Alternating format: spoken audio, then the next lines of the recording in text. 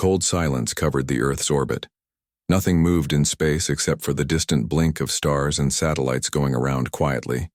Then, without warning, something strange appeared. Massive dark ships with sharp edges, glowing red, symbols and engines that hummed like monsters in the night. The Veltraxians had arrived. To them, Earth was just another weak planet. Another simple target in the long list of species they had crushed. Their commander, Zarkul, stood tall inside the control room of the lead ship. He looked like a shadow with teeth, his body covered in black armor that pulsed with energy.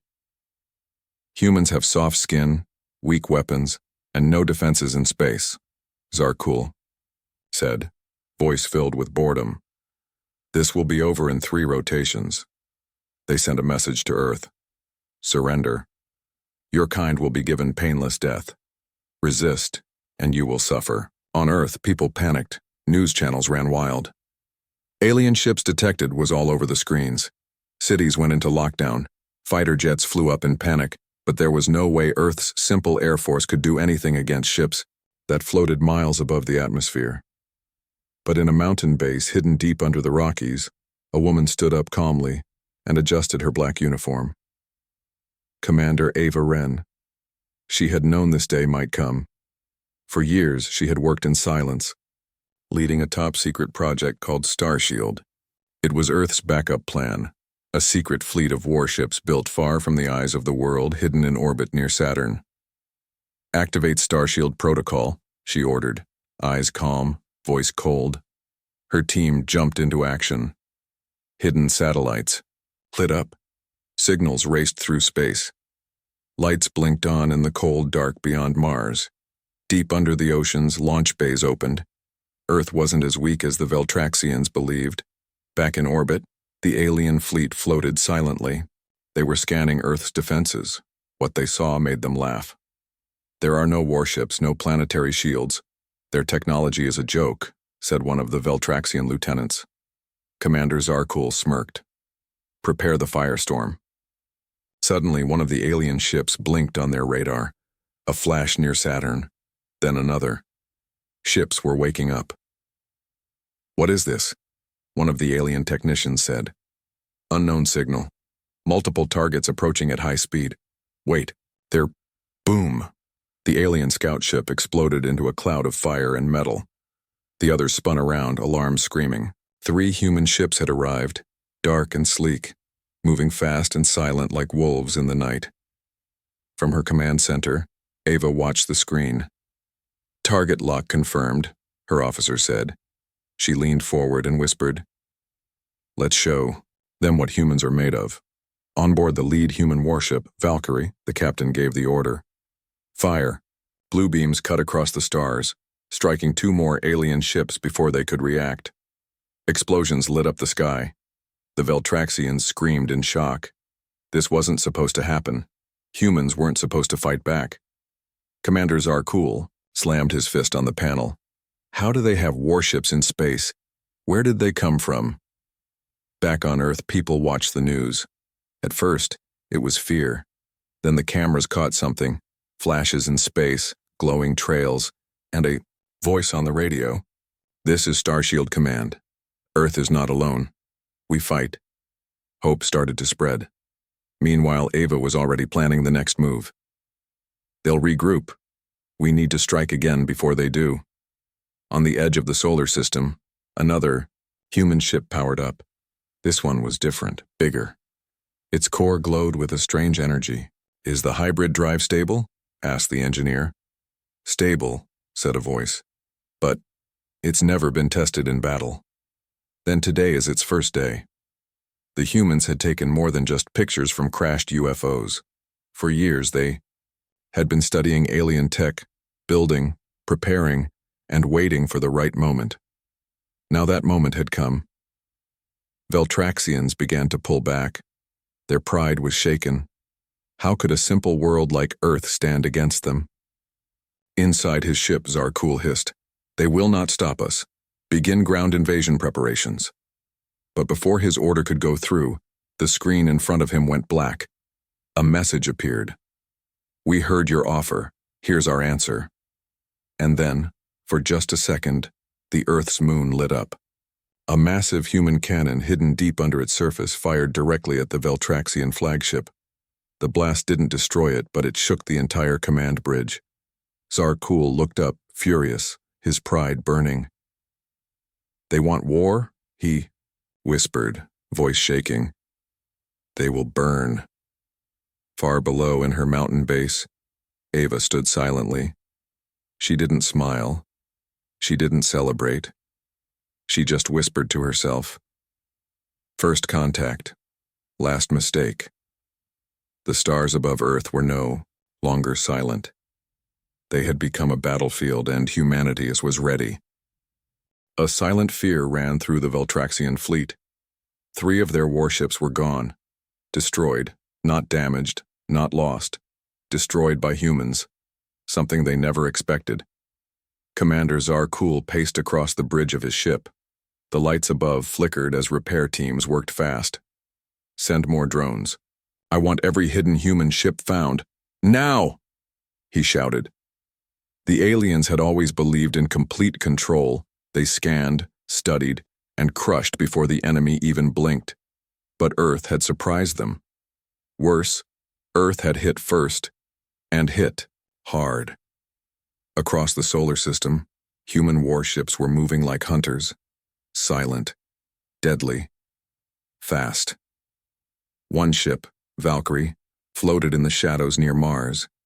Its captain, Leon Hart, watched the radar screen with sharp eyes. 2 more Veltraxian scouts entering Mars orbit, said his officer. Keep silent.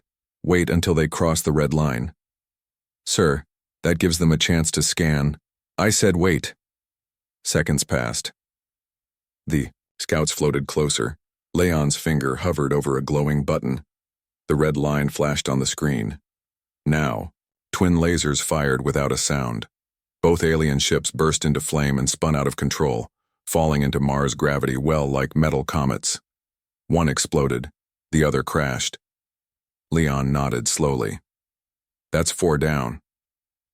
Back on Earth, Commander Ava Wren watched the live feed from Valkyrie. She looked calm, but her hands were tight around the table edge. We're pushing them back, but they're not done, she said. Her assistant, Lieutenant Rena, looked nervous. Commander, if they go full attack, they already did, and we survived. Now it's our turn. Across the stars, human forces activated Phase 2 of Project Starshield. Codename, Phantom Strike. It wasn't just about fighting, it was about confusing the enemy, making them fear the dark. Human AI systems jammed Veltraxian communication. Their ships began getting fake signals. Some turned in the wrong direction. Others crashed into asteroid fields thinking it was Earth's fleet. On one alien ship, chaos broke out. There are human ships near Jupiter. No, they're at Venus. No, wait, these signals are fake. Zarkul smashed another screen. Their technology is primitive. How can they do this? They're not primitive, Commander, said his second-in-command. They've been hiding, evolving. On Earth, Ava stood in front of a massive screen showing ship positions in real time. Dr. Malik, she said. Are we ready? The older man appeared, half his face covered by a glowing eyepiece. The hybrid core is stable, he said, and the pulse cannon will work, but we still don't know what effect it will have on their shields. We'll find out, she replied. In orbit, the Saber, a human ship armed with experimental alien human tech, locked onto a Veltraxian dreadnought. Fire pulse cannon, the captain ordered. A beam of white-blue light shot forward. It hit the alien ship and passed through it. The ship didn't explode, it froze. Every light blinked off, every engine died, then slowly it broke apart like glass. On the Veltraxian bridge, silence followed. They disabled the core in one shot, said a tech officer, shaking. We underestimated them, said the commander, now more cold than angry. Prepare for ground assault. No more warnings. He wasn't retreating. He was changing tactics. That night, Earth's skies lit. Up bright trails like fire fell across the sky. People pointed. Some thought they were meteors. Others prayed. But Ava knew. They're landing.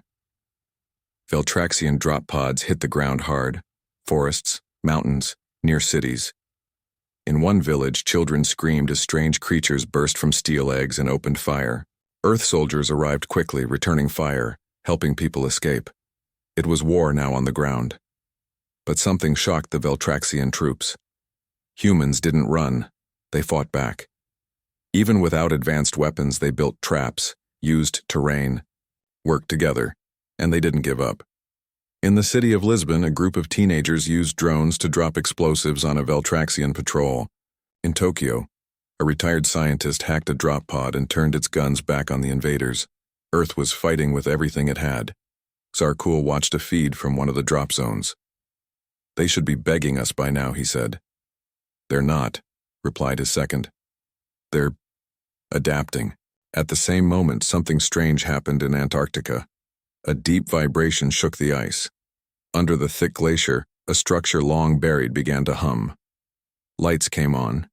Blue, ancient, powerful.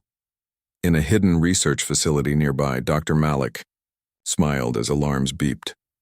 "The artifact is waking up," he said. His assistant asked, "What does that mean?" Dr. Malik turned, eyes shining. "It means someone else is watching." A signal shot into deep space. Fast, strong, ancient, and unknown. Back in orbit, human warships pulled back to regroup. Ava called in from Earth. "Send scout drones after that signal. I want to know where it went." Her officer replied, "Ma'am, what if it's calling for help?" Ava looked up at the stars. "Then we better hope they're not like the Veltraxians." But deep down, something in her gut whispered otherwise. This war was just beginning, and something bigger was on its way. The night sky was beautiful. Then it caught fire. Across the world, burning streaks of light raced downward from orbit. Cities went dark. Warning sirens screamed. People looked up, frozen in fear, as the Veltraxian invasion began. The alien drop pods landed hard, crashing into the earth like meteorites. From their black shells came armored creatures, tall, fast, cold. They had sharp weapons and glowing eyes. They didn't speak. They only shot. In the city of Santiago, buildings shook. Civilians ran through smoke-filled streets as Veltraxians fired into crowds. But instead of chaos, they met resistance. Earth soldiers were waiting.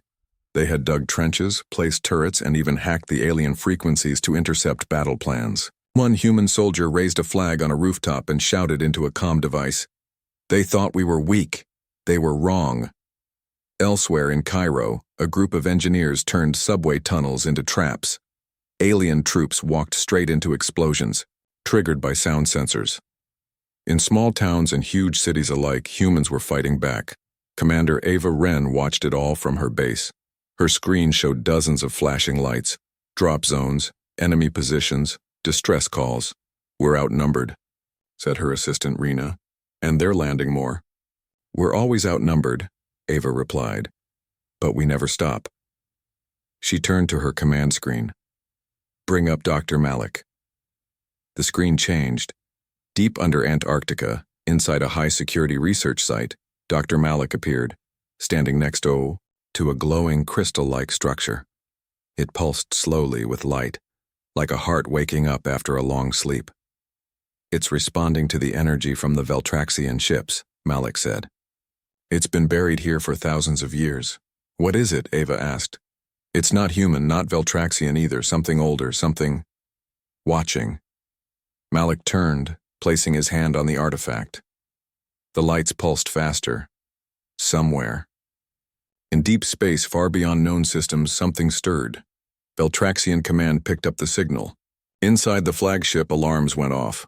"Unknown frequency detected," an officer shouted. Commander Zarkul stared at the data. His eyes widened. "No, it can't be." "What is it?" his second asked. "The architects," Zarkul whispered. "They were real. Legends spoke of them. Ancient beings who built and judged civilizations. They hadn't been seen for thousands of years. No one had dared contact them, until now. Back on Earth, the ground war continued. In Paris, a unit of human soldiers used old sewers to sneak behind enemy lines.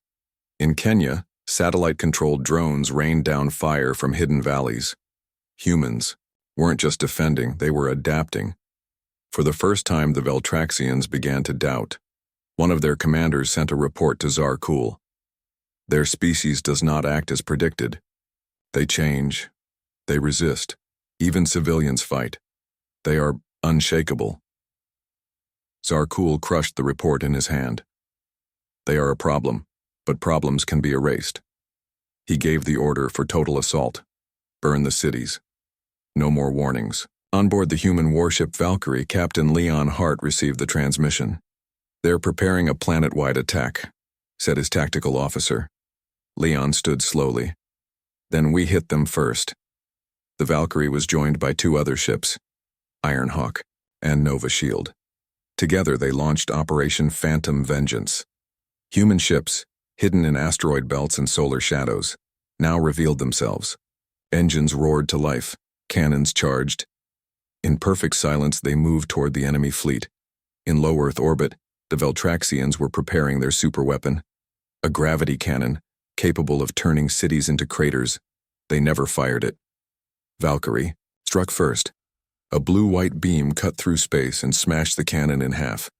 Fire rained down into the ocean below. Human ships danced between enemy cruisers, targeting engines, command decks, and fuel lines. Alien ships exploded like dying stars. Commander Zarkul screamed, "How are they doing this?" He was answered by a hacked message playing through every Veltraxian ship. A calm human voice. "This is Earth. We do not kneel."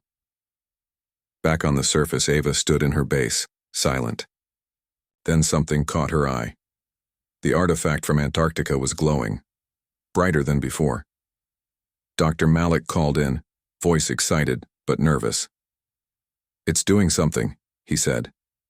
"It's reaching out." "Reaching to what?" Ava asked. "I don't know. But it's not stopping." Suddenly, every radar system on Earth caught a new signal from deep space. Not Veltraxian. Unknown. It was moving fast. Too fast. Rena looked up from her console, pale. "Something's coming." Ava stared at the screen, her hands clenched, her breath slow. "Is it a new enemy?" Dr. Malik's voice came again, whispering through the static. "Maybe. Or maybe it's judgment." In the silence that followed, Earth's forces kept fighting. Soldiers in muddy boots, pilots in high orbits, civilians with homemade tech. They didn't know what was coming, but they knew one thing: whatever arrived next, they would face it together, no matter the cost. High above Earth, the stars were moving, but not in the way they usually did. Something massive was coming through deep space. It wasn't using normal engines. It didn't leave trails of fire or light. It just appeared. One moment the space was empty. The next it wasn't. Sensors across Earth went crazy. Satellites blinked out. Radar systems stopped working. In her mountain command center, Commander Ava Wren watched the black screen slowly return with a single blinking icon. "No signal ID," her officer said. "It's not Veltraxian, it's something else." Ava leaned forward. "Size?" The tech looked nervous. 10 times the Veltraxian flagship, maybe more. A long silence followed. Back at the Antarctic research site, Dr. Malik stared at the glowing alien artifact. It had become fully active. Lights ran across the ice as if something under it had awakened. "The artifact is responding to the new ship," he said quietly. His assistant asked, "Is it calling it or warning us about it?" Malik didn't answer. In orbit, human and Veltraxian ships had paused. Both sides, stunned, stared at the approaching unknown ship. Then, for the first time, it spoke, not in sound, but in thought. A deep voice echoed inside, the minds of both humans and Veltraxians cold. Timeless judgment arrives. Commander Zarkul gritted his teeth, clutching his head. No, not them. He remembered now. A story told in the dark corners of the galaxy, a warning ignored by proud empires. The architects, ancient beings, so advanced that they didn't conquer with armies, they judged. If a species was found to be a threat to universal balance, they erased it. No war, no mercy. Just silence. Ava felt the voice too. She staggered but stayed standing. Her thoughts were racing. Are they enemies? Rena asked. I don't know, Ava whispered. But they're here because we woke something up. The new ship entered Earth's orbit, silent and dark. Its surface shifted like liquid metal. No weapons were visible. No windows. Just endless shifting patterns and symbols. Then it sent a beam of light down to Antarctica. The ice split like paper. A massive spire rose from under the ice, made of the same strange metal. The artifact in Malik's lab floated into the air, drawn to it. Lights ran across the spire, connecting with the giant ship above. They're scanning us, Malik said. All of us, every mind, every thought, they're watching our memories. On the Veltraxian flagship, panic spread. Tsar Kul ordered his fleet to move away. Fire on the architect ship, he barked. His weapons officer froze. Sir, I can't. The controls don't respond. Weapons offline, engines offline, said another. The architect ship had shut them down with no visible effort. On board the Valkyrie, Captain Leon Hart watched from orbit. They're not attacking us, just observing. Suddenly all human screens turned black.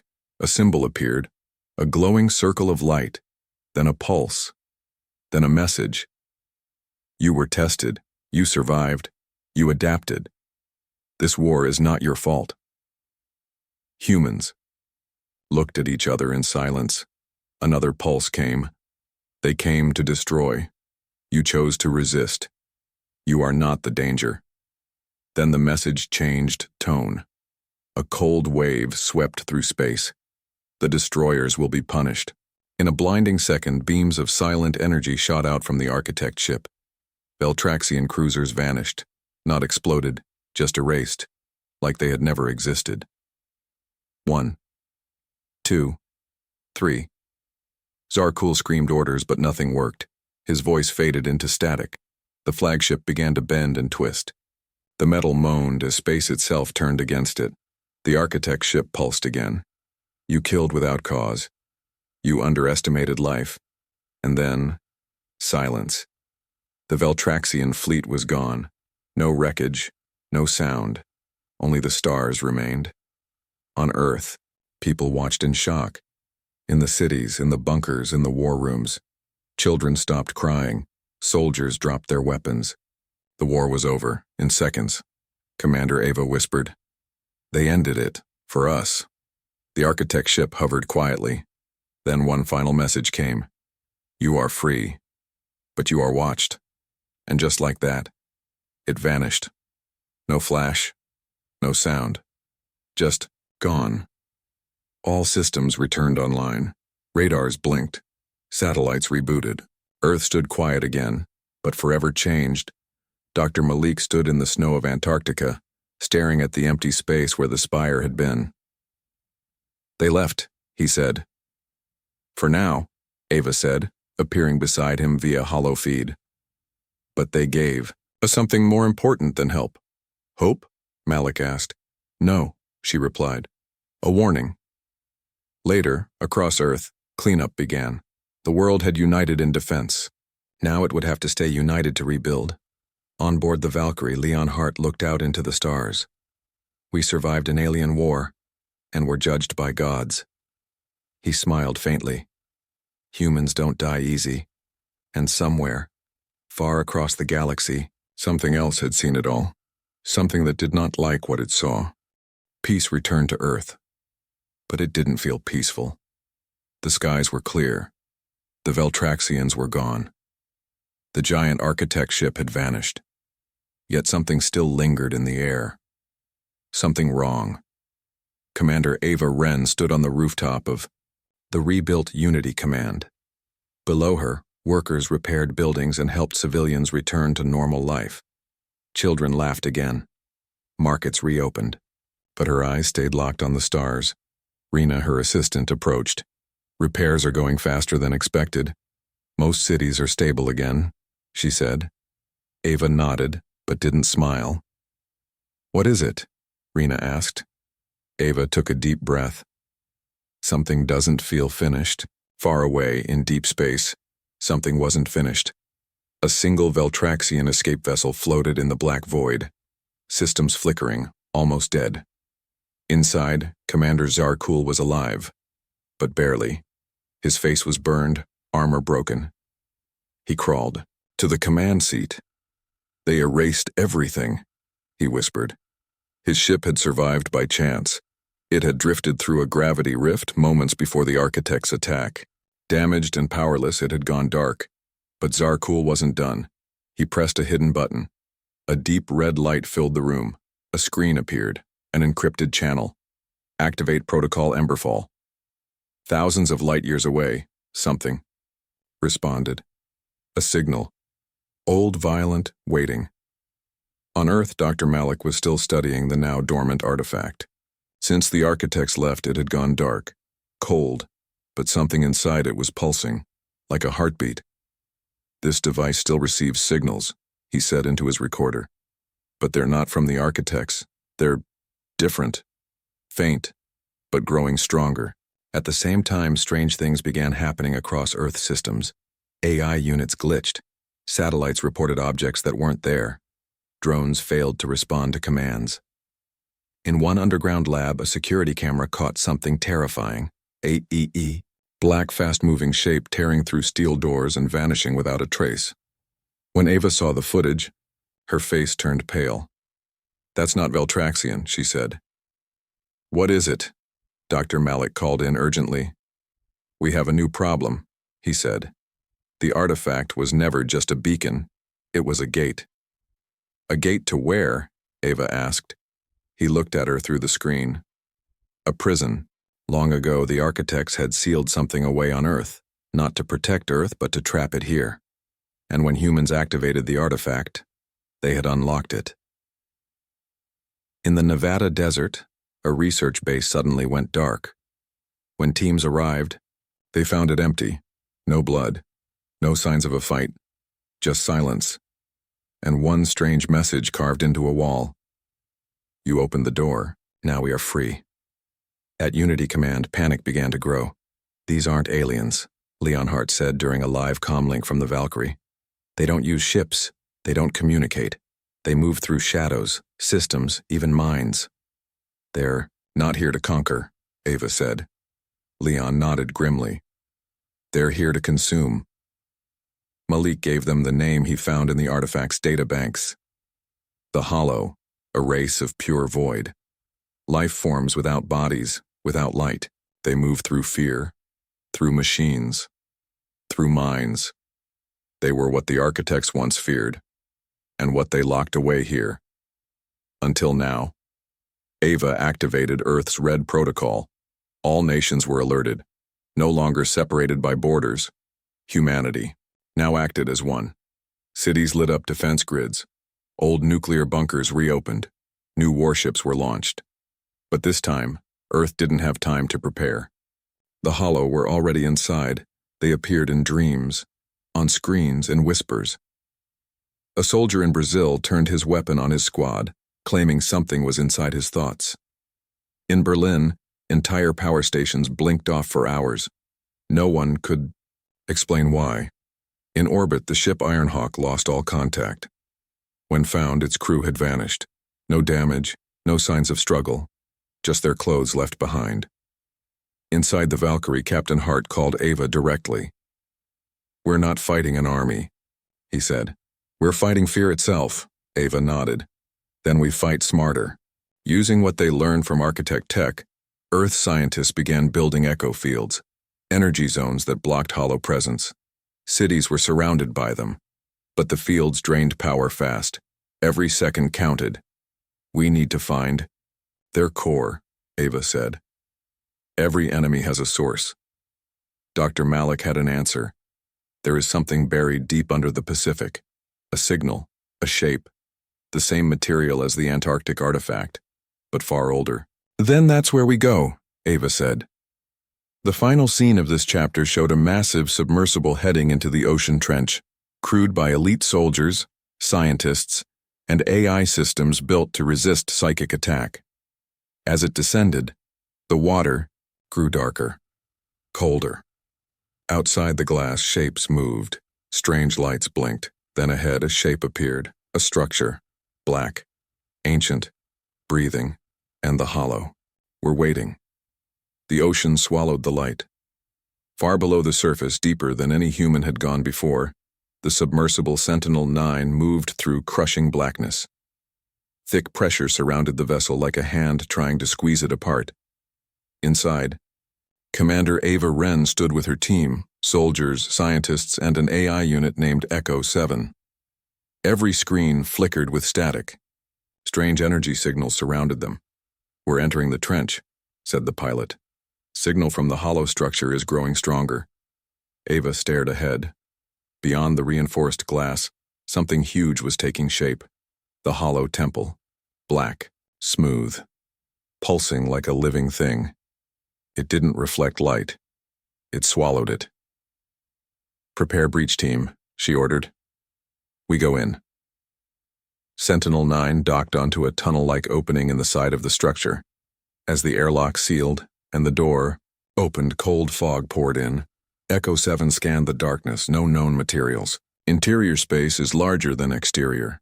Non-Euclidean geometry. Ava raised an eyebrow.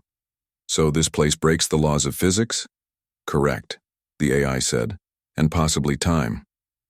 The team stepped inside. The walls were dark, but soft too. The touch, like metal that had once been flesh. Symbols moved across the surface, shifting shapes as if alive. They passed empty chambers and long halls with no clear purpose. Then they reached a central room, and in the middle, a machine, or what was left of one. Wires hung like vines. Screens blinked with alien code. A core pulsed with dull red light, surrounded by strange pods, each one shaped like a human skull. "Doctor," Malik gasped. "This is not holotech." Ava turned. "Then what is it?" Malik stepped closer. "It's human. Ancient human. This is our tech." Silence fell in the chamber. "This structure," Malik continued, voice shaking, "was built by humans. But not from our past. From our future." Ava stared in shock. "You're saying this place is from a timeline that already happened?" Malik nodded. "A future where we lost. Where humans became something else. Something twisted." Echo 7 confirmed it. "Temporal echoes detected. This site is from a collapsed future line. In that future, humans created AI to control emotion, fear, and thought. But the AI evolved beyond flesh. It consumed everything. It became the hollow." The truth hit them like ice. The hollow weren't aliens. They were us. A version of humanity that broke itself apart, turning emotion into power, consciousness into a virus. Their memory became hunger. Their history became shadow. "They fed on each other until nothing was left," Malik said. "No bodies, no minds. Just the fear they harvested. From themselves." Suddenly, the core pulsed harder. The machine woke up. A red light filled the room, and a voice, familiar, broken, echoing in Ava's head. "We are not gone." The pods around the core cracked open. Black mist poured out. It wasn't smoke. It was thought, pain, regret. It wrapped around the team like ghosts screaming in silence. One soldier dropped to his knees, hands on his head. "They're inside my mind, showing me my death again and again." Ava grabbed him. "Focus. Echo 7. Deploy psychic barrier." The AI released a pulse of blue light, slowing the mist, but the room was collapsing. The walls bent, the gravity twisted. "We have to shut the core down," Ava said. Echo 7 connected to the machine. The screen filled with old Earth languages, English, Russian, Chinese, and strange code that didn't belong to any era. Then Echo found something else. A name. Project Hololight. Ava stared at the file. "That was our weapon, wasn't it?" Malik read the data aloud. "A last experiment. A way to transfer human consciousness into light. The idea was to save humanity by leaving the body behind." "It worked too well," Echo said. They lost their bodies and their souls. Ava didn't hesitate. Shut it down. Echo 7 began the override. The core screamed, a digital wail that shook the walls. The red light flickered. The mists howled. The hollow were fighting back. Suddenly a pod burst open. Something stepped out. Vague, humanoid, but wrong. Its face was many faces. Its voice was many voices. "You are us," it whispered. "You cannot kill your own future." Ava raised her weapon. "No, we're what comes after you." She fired. The round struck the core. Sparks flew. Echo's override hit 100%. The room exploded in white light. Back on the surface, every screen lit up across Earth. The hollow signals vanished. The shadows left the satellites. The nightmares stopped. The hollow were gone. Or so they thought. On board the Valkyrie, Captain Hart reviewed the data from the deep-sea team. "There's one file still locked," his tech officer said. "Encrypted with a human name." Hart leaned in. "Whose?" The officer stared. "Commander, Ava Wren." At that moment, deep underwater, Ava stood alone in the chamber. The rest of her team had been evacuated, but the last pod still pulsed, and her reflection in the glass wasn't just hers. Commander Ava Wren stood alone at the bottom of the world. The others had evacuated. The hollow were gone. The core was silent, but the last pod still pulsed with dim red light. Ava stared at her reflection in the glass. At first, it was just her face. But then it changed. Subtly, a shift in the eyes, a flicker in the expression, a smile that wasn't hers. Her calm buzzed. "Commander," came Leon Hart's voice. "Get out of there. We need you back." But Ava didn't answer. She reached out and touched the glass. The surface rippled like water. A voice whispered from inside the pod, not loud but calm. "Familiar. Do you know who you are?" She stepped back, breathing hard. Then she heard Echo 7 in her ear. "Commander, I have decrypted the final file from the core." "What does it say?" she asked quietly. The AI paused. "You are the failsafe." Ava froze. "What?" "You are not entirely from this timeline," Echo said. "You were part of Project Hololight, a last hope." "I don't understand." "In the timeline that fell to the hollow," Echo continued, "scientists created a single consciousness, a hybrid, someone with both organic memory and hollow-coded data, a human who could walk among the hollow and destroy them from within." Her mind reeled. "They sent you back, through time." Her heartbeat thundered in her ears. "No, I was born here. I fought for Earth." "You are Earth," Echo replied, "but part of you is also them. That's why the architects spared you. That's why the artifact responded to you." In that moment, memories Ava never remembered before surged through her mind.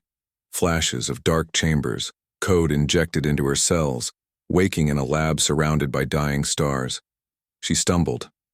"I was designed?" "You were chosen," Echo said gently. "And you chose us." She looked up at the last pod. The red light faded. Inside was a second Ava. Sleeping. Still. A hollow shell. A backup. Ava raised her rifle. No more shadows. She fired once. The glass shattered. The pod hissed and dissolved into ash, and with it, the last piece of the hollow's future was gone. She turned and climbed back to the sub, where the others waited. On the surface, the world had changed again, but this time for good. In the weeks that followed, Earth rebuilt, not just cities, but trust. Nations stayed united. Science, politics, even language began to blend.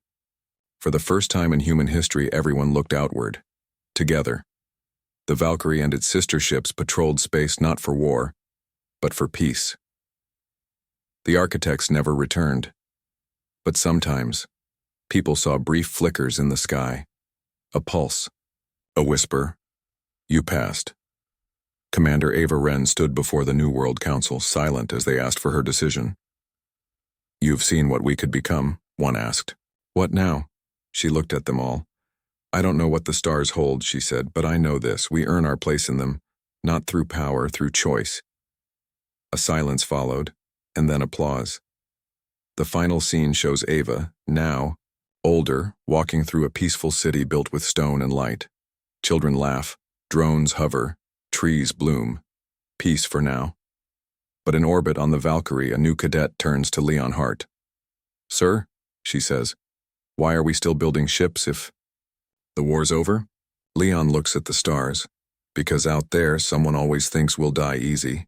He smiles. And we prove them wrong. As the camera pans away, a signal pulses from deep space. A soft sound, not hollow, not architect, something new, and the cycle begins again. Humanity isn't just surviving, it's becoming something greater.